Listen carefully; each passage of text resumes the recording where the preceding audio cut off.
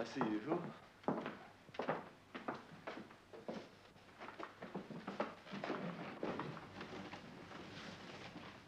Bon, j'ai reçu votre lettre. Vous me posez des questions un peu embarrassantes. Enfin, bon, enfin, il sera toujours la possibilité, si vous voulez me demander des choses plus précises, de les écrire. Je dois avoir un peu de papier ici. Enfin. Vous êtes étudiant? Non. Bon, enfin, peu importe. Peu importe. Oui, vous me dites qui sont les 13 dans l'œuvre de Balzac. J'espère que vous avez lu l'histoire des 13. Oui, c'est ça. Enfin, bon, donc vous savez que les 13 ce sont les héros de trois récits. Ce ne sont pas exactement des romans. Enfin, c'est plus court. 3 nouvelles de Balzac. Bon, Ferragus, la duchesse de Langeais et la fille aux yeux d'or. Et vous savez aussi que ces 13, finalement, interviennent fort peu dans ses œuvres. Enfin, pour moi, d'ailleurs, le mérite de ces 3 œuvres n'est peut-être pas tellement dans les 13. J'aime beaucoup dans Balzac le complot, enfin la conspiration dans Balzac, les sociétés secrètes, occultes, tout ça. C'est pour moi une chose, c'est le nœud de l'œuvre balzacienne. C'est peut-être la chose que j'admire le plus chez lui, mais précisément ce côté de complot, ce côté d'organisation, on ne le trouve pas paradoxalement dans l'histoire des 13. On ne voit que des interventions furtives et passagères. Enfin, voilà du moins mon opinion. Oui, quel est leur rôle? Ben, leur rôle, c'est un peu, surtout dans La fille aux yeux d'or, un peu moins dans ou un peu plus, enfin un peu plus dans la duchesse de Langeais, et davantage dans Ferragus. C'est un rôle de Deus ex machina, c'est une intervention pour, pour nouer, l'intrigue, pour amener la conclusion. Mais l'organisation en tant que telle, elle n'est décrite finalement que dans la préface générale. Elle est dans votre... Oui, vous avez cette édition, oui. Dans la préface générale qui est celle de ces 3 œuvres qui ont été groupées par Balzac sous le nom de l'histoire des 13. Oui, alors, leur incidence sur l'ensemble de la comédie humaine, voilà qui est intéressant à ce moment-là. En fin de compte, la réponse, d'ailleurs, est très simple, la réponse est négative. Balzac a abandonné cette idée des 13. On retrouve, ce qui est curieux d'ailleurs, c'est qu'on retrouve dans la comédie humaine des personnages des 13. Mais il n'y a plus allusion à leur appartenance aux 13. Enfin, le personnage principal, si vous voulez, le héros de Balzacien, enfin, qui a une carrière assez importante ensuite, c'est par exemple de Marsay. De Marsay, comme vous le savez, sera Premier ministre.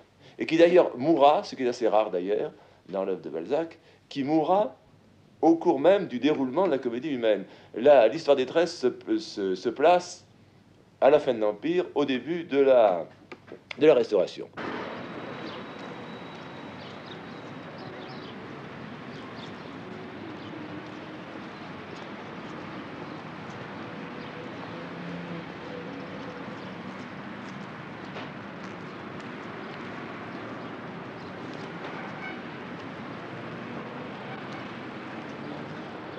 Après avoir formé un ministère. Il a été Premier ministre. Il a eu comme ministre en particulier, si je ne me trompe, Rastignac. Et là, il est question de la mort de Marsay dans un des ouvrages de Balzac, qui est un des plus intéressants du point de vue politique, et qui prend en place dans les scènes de la vie politique le député d'Arcy. Vous avez lu le député d'Arcy? Vous avez lu finalement toute l'œuvre de Balzac. Bon, par conséquent, je ne vois pas de quel secours je peux vous être, puisque finalement la connaissance qu'on a de l'œuvre de Balzac, elle est donnée avant toute chose par Balzac. Oui. Donc, maintenant, autre question, la seconde question qui est plus délicate. Mais là, je crois que finalement, nous ne connaissons pas grand-chose. Quels événements réels ont pu conduire Balzac à imaginer ces sociétés secrètes? Tout et rien. Tout, puisque la société secrète, ça existe. Ça existe au temps de Balzac, ça existe maintenant, ça a toujours existé. Et il est certain qu'il s'est inspiré là de la réalité, comme il s'en est inspiré dans ses autres œuvres. Il fait souvent allusion à certaines sociétés en particulier, par exemple le Carbonari. Également la société du Champ d'Asile, qui était une société philanthropique d'aide à des réfugiés politiques qui devaient s'installer aux États-Unis. Mais est-ce qu'il a vraiment existé une société occulte telle que les 13, c'est-à-dire qui était faite dans les intérêts particuliers de chacun de ses membres, et non pas dans un intérêt général? Enfin, une société qui manquait, si on peut s'exprimer en termes modernes, de support idéologique, en fin de compte, qui était faite uniquement pour favoriser les égoïsmes des 13. Est-ce qu'une telle société peut exister? Est-ce qu'il y en a des exemples dans l'histoire? En tout cas, ce n'est pas à moi de vous répondre. Parce que même dans les sociétés de criminels, je pense qu'il y a tout de même une idée derrière. Une idée ou une nécessité. D'ailleurs, il y a un passage, je voudrais vous lire ce passage, je ne sais pas si vous avez lu ce roman, L'envers de l'histoire contemporaine. Vous n'avez pas lu? Non. En fin de compte, peut-être est-il un peu décevant à l'égard du titre. En réalité, il n'est pas tellement question de l'histoire contemporaine. Cela dit, son intérêt est autre. Précisément, son intérêt est beaucoup plus grand par rapport à la question que vous me posez, aux 13. Non pas que ce soit un prolongement de l'histoire des 13, mais nous avons comme, pour reprendre l'expression de Balzac, comme l'envers ici, dans ce livre, l'envers de l'histoire des 13. C'est une association qui est exactement inverse. Alors que l'association des 13 est faite pour le mal, enfin pour le vice, disons, et pour la satisfaction des intérêts personnels et égoïstes de chacun de ses membres, l'association plutôt, et pour reprendre également les termes de Balzac, le but des personnages est de substituer à la conspiration permanente du mal une sorte de conspiration du bien. Et pour faire le bien, les personnages emploient des procédés de conspirateurs qui sont assez voisins des procédés des 13. Et d'ailleurs, le mécanisme, si vous voulez, de la façon dont agissent les 13 est plus facile à connaître d'après l'histoire, d'après l'envers de l'histoire contemporaine, où c'est décrit d'une façon minutieuse, que d'après les 13 eux-mêmes. Mais enfin, ce que je voulais vous lire, c'était un passage dans lequel Balzac dit tout le bien qu'il pense de l'association. Et qu'est-ce que c'est pour lui l'association? L'association, c'est Balzac que je lis à partir de maintenant. L'association, une des plus grandes forces sociales et qui a fait l'Europe du Moyen-Âge, repose sur des sentiments qui, depuis 1792, n'existent plus en France où l'individu a triomphé de l'État. Par conséquent, cette idée de l'alliance, de l'association, de l'union, tenait profondément à cœur à Balzac. Est-ce qu'il a été influencé par son père, qui, comme vous le savez, je suppose, appartenait à la franc-maçonnerie? Est-ce qu'il a été par cette espèce de climat de conspiration, d'associations de toutes sortes qu'il y a eu en France et dans le monde à la fin de l'Empire, au début de la Restauration, en particulier par la charbonnerie? La charbonnerie qui est qui descend du compagnonnage, de même que la franc-maçonnerie.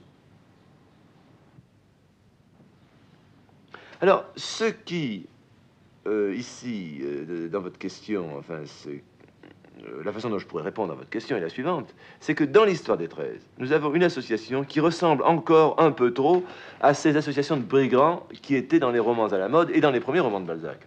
Alors que peu à peu, à mesure que son œuvre évoluera, nous trouverons des associations qui ne sont pas faites pour un intérêt particulier, mais pour un intérêt général, et qui correspondent aux associations existantes. Car, en fin de compte, l'histoire nous montre que ces associations-là sont nombreuses. Bon, nous voilà bien loin peut-être de l'histoire des 13. Je ne sais pas, enfin, je pense avoir répondu suffisamment à vos questions. Si vous voulez me poser une autre question, vous pouvez écrire. Attendez, je vais vous trouver un crayon. Tenez, écrivez.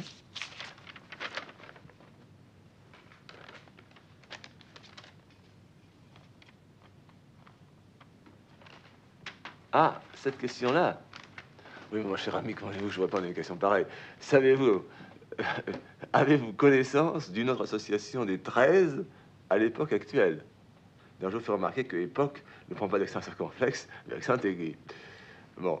Eh bien, votre méconnaissance de la réalité de ce monde n'a d'égal que votre méconnaissance de l'orthographe. C'est tout ce que je peux vous dire.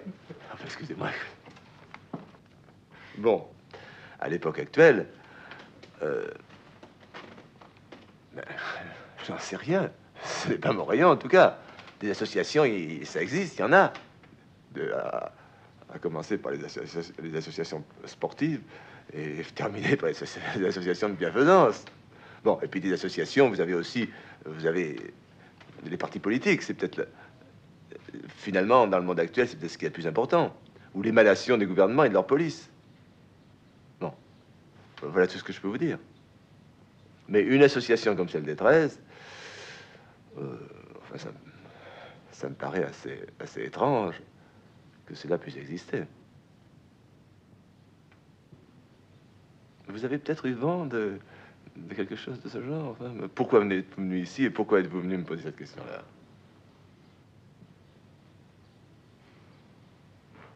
Écrivez.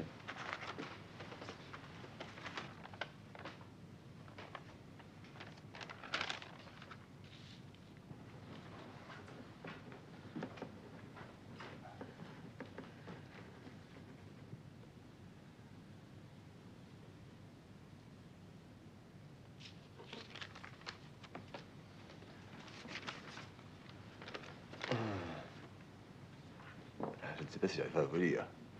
Plusieurs messages mystérieux